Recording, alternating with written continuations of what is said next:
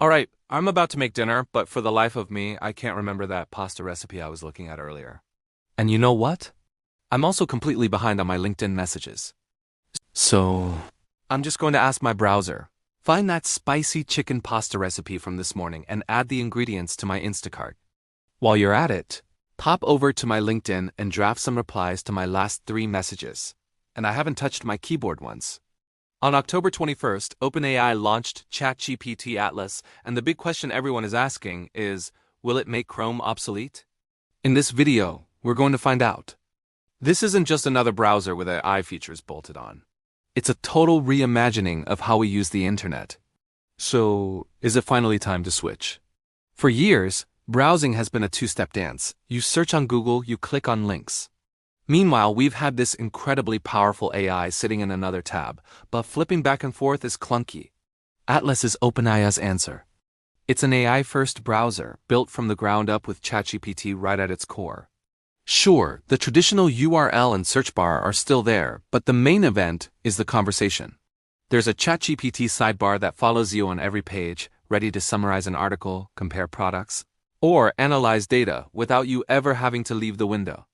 It's built on Chromium, so all your favorite Chrome extensions will work, and you can import your bookmarks and history. But the philosophy is completely different.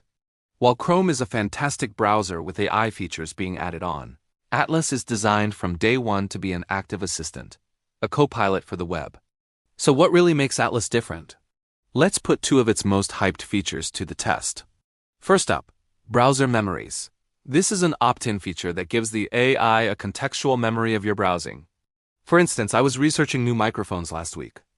Instead of digging through my history, I can just ask Atlas, what were the key differences between the condenser and dynamic mics from those reviews I read last Tuesday?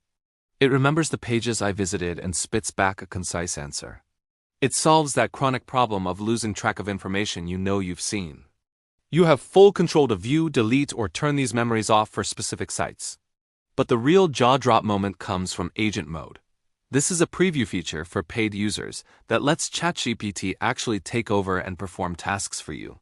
This isn't just fancy autofill. It's genuine supervised automation. I can tell it, plan a weekend trip to San Diego for 2 people next month, find a hotel near the beach under $300 a night, and create a list of top-rated Italian restaurants. Atlas will then open tabs, research flights, filter hotel results, and compile all that info, just asking for my final confirmation before any booking happens. It's like having an intern handle all the tedious digital legwork. It's a powerful idea, but it definitely brings up some big questions. Would you trust an AI to browse on your behalf? Let me know what you think down in the comments. So does all this really make it a Chrome killer? Let's do a quick head-to-head. The task: find, analyze, and summarize the top 3 laptops for video editing under $1,500. On Chrome, that's a manual job.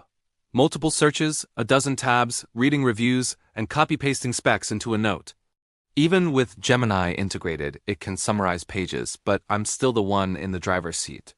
On Atlas, I give that prompt to the agent. It runs the searches, opens the review sites, pulls the key specs, and hands me a neat comparison table. The difference in approach is massive. Chrome helps you browse faster, Atlas helps you browse smarter. But it's not perfect. The AI can feel a little slow at times, and you'll see it pause while it thinks. And while it's built on Chromium, it's currently only available for Mac OS, with Windows and mobile versions promised soon. Chrome, on the other hand, is a mature, stable ecosystem that's available everywhere. For many, though, the biggest hurdle will be privacy. Handing an AI a record of your browsing habits and the power to act for you is a huge leap of faith. OpenAI insists that user data is protected. Memories are not used for training by default, and you can delete them, but it's a concern that requires constant user vigilance. So is ChatGPT Atlas the browser that changes everything? Right now, it's not a Chrome killer. Not today. Google's ecosystem is too massive and ingrained in our lives for an overnight switch. Atlas has some rough edges, feels a bit like a work in progress, and brings up very real privacy questions. But it is, without a doubt, a preview of the internet's future. It shifts the browser from a passive window to an active collaborative partner. After you've watched Agent Mode automate a tedious task, going back to manually clicking through 20 tabs just feels archaic. So who is this for? If you're an AI enthusiast, a productivity fanatic, or a heavy ChatGPT user, you should download Atlas right now. It will feel like a natural extension of your workflow. For everyone else, it might be worth waiting until it's on all platforms and has polished off some of its early quirks. But make no mistake, the age of the AI native browser has arrived. The question is no longer if our browsers will become intelligent agents, but asterisk how soon asterisk. Are you excited to try an AI native browser?